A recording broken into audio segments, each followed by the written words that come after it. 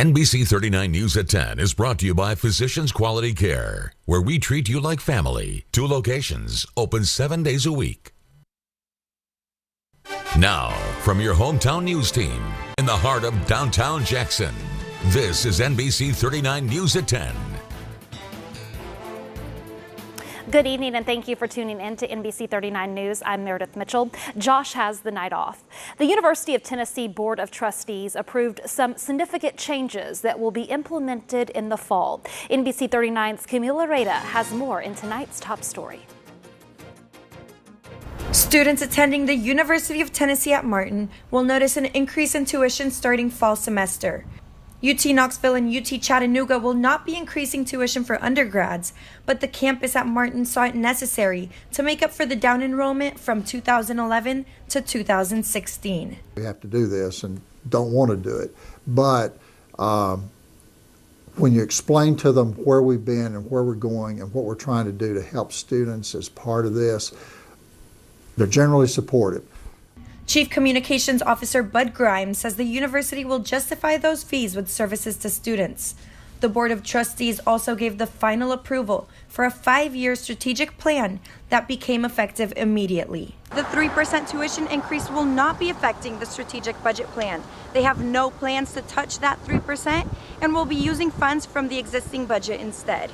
The plan includes various different objectives. Within those is looking at outreach and economic development opportunities, as well as bringing the university in to help with the local economy. This allows us the opportunity to put down in paper what we are, who we are, and what we do best. The University of Tennessee at Martin has made these decisions in order to be set apart from other institutions, and in their words, make a larger footprint. For NBC 39 News, I'm Camila Rueda. Now, your first weather. Hey, we did see warmer temperatures out there today, upper 80s and low 90s across West Tennessee. Temperatures actually getting warmer than our average high. Our normal highs are low 90s this time of year. We're going to really increase that heat and the humidity as we head through the rest of the work week and into that upcoming weekend. Temperature-wise, probably getting very close to mid-90s for forecasted highs, and those heat index values into the triple digits as we head to the middle part and end part of our work week. Here's your highs today: 89 degrees in Dyersburg, 90 in Milan, also Parsons at 90, Paris at 92, 90 as well, I should say, 91 degrees in Union City, and 92 the high today here in Jackson. So could see an isolated shower or thunderstorm around throughout the day tomorrow, about a 40% chance of some rain developing throughout the day. Again, kind of on and off chances of a shower or thunderstorm. Another warm day, 91 degrees the high temperature by the afternoon, probably going to feel more like the upper 90s or near 100 with that heat index. And those heat index values looking like they'll even get warmer here the next several days, and we'll talk more about that with your hometown forecast coming up in just a few more minutes. An 18th bachelor's program will be introduced to UT Martin in the fall. The new Bachelor of Science in Agriculture Business will be an expansion of their general agriculture program. It will encompass 3 different concentrations: agriculture business, farm and ranch management, and veterinary technology and management. All of the concentrations will experience labs and hands-on learning through multiple teaching and research farms on campus. One of the professors tells us why they decided to add the new degree. We've always had a concentration in agricultural business that's part of the agriculture program, but agribusiness has grown so much across the country. So roughly about 47% of all jobs in agriculture are agricultural business jobs. This is the first initial step to an even bigger goal for the agriculture program. Their long-term goal is to have tracks within agriculture business to focus on finance, marketing, and policy. The Tennessee Bureau of Investigation has sworn in a new leader after its acting director stepped down. The man replacing him is David Roush, who has served as Knoxville's police chief since 2011. Roush took the oath of office this morning in Nashville. It's been less than a week since acting director Jason Locke was forced to step down amid a sex scandal. Locke is at the center of an investigation on whether he used state resources to engage in alleged extramarital affair with a deputy commissioner with the Tennessee Department of Mental Health and Substance Abuse when the affair may have begun. Well, over the weekend, a new Miss Tennessee was crowned. Miss Chattanooga, Christine Williamson, was named Miss Tennessee 2018 at the Carl Perkins Civic Center here in Jackson. Williamson's platform as Miss Tennessee for the coming year is Alzheimer's awareness, which local Alzheimer's groups say will greatly help their cause. Of course, anything like this, a national title like she has just achieved with Miss Tennessee and going on to Miss America, will just open many, many doors for all of us who try to reach out to help those families who are suffering with this disease we call Alzheimer's disease. Smith says she believed that within the next few years, Alzheimer's could affect half of all American families. If you have any more questions about Alzheimer's, you can reach out to Senior Services at 731-541-8757 or alzwesttennessee.org.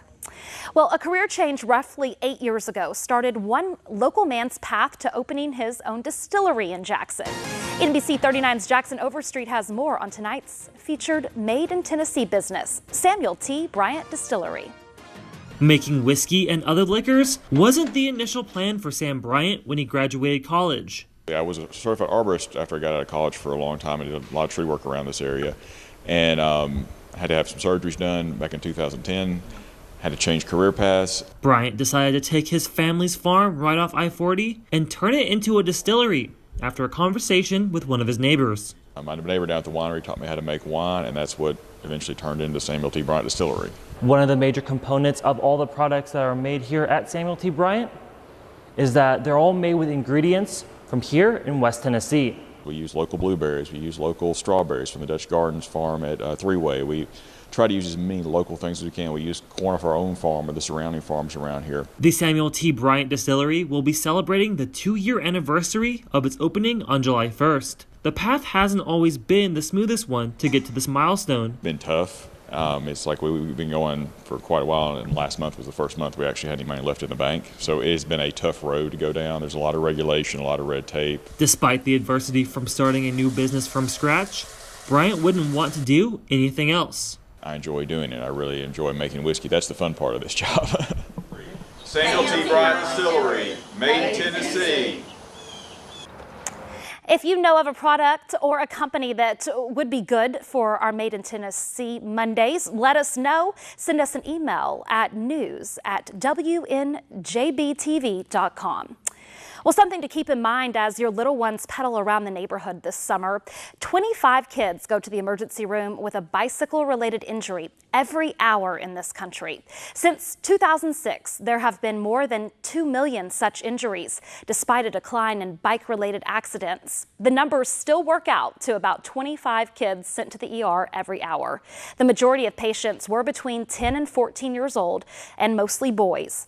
And most injuries involved bruises, cuts, broken bones, but 11% of those were traumatic brain injuries. It's important for, I think, pretty obvious reasons that it's going to protect their head if there's a crash, but we found in our study that when kids were wearing a helmet and there was a bike-related injury, they were less likely to be hospitalized and less likely to have a traumatic brain injury if they were wearing a helmet at the time of injury. Experts recommend taking kids to the store to pick out a helmet. If it fits right and looks right, they're more likely to use it. Well, summer is in full swing and more people are hitting the links. But a new study reveals it's time to ditch the golf cart. Sabrina Satucci reports. Jay and Cecilia Rowe have been playing golf for 20 years. The Rows golf 5 days a week since retiring. I love the sport. But Jay has osteoarthritis in both knees, so he always drove a golf cart around the course. This was until the couple took part in a joint study by Northwestern Medicine and the Shirley Ryan Ability Lab. Participants played one round of golf walking the course and on a separate day using a golf cart. Patients are often concerned exercise, like walking a golf course, causes cartilage damage. So what we did at regular time points, we would draw blood from them and measure markers of cartilage breakdown. Researchers found walking did not worsen damage in the joints. Walking also provided a better cardiovascular benefit.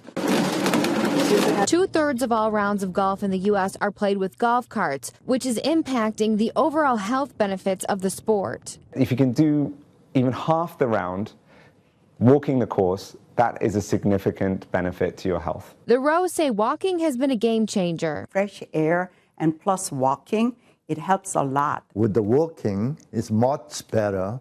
It feels comfortable to both knees.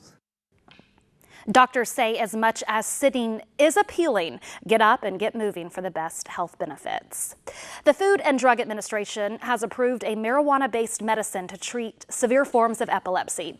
The drug is called Epidiolex. It's an oral solution derived from cannabis. It does not contain THC, the ingredient that gives recreational users of marijuana a high. It's approved only for rare forms of epilepsy like Dravet syndrome. The FDA says today's action is not an approval of overall marijuana use, even if it's intended to treat other illnesses. Well, still to come on NBC 39 News Live at 10, President Trump trying to change the national debate about immigration.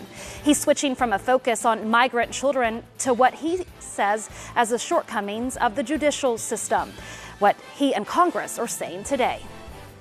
And we just see some warm temperatures once again. 92 degrees our high here in Jackson late this afternoon. Our normal high in the upper 80s this time of year. It looks like more heat, more humidity, and some rain chances in the forecast the next several days. We'll talk about it after the break.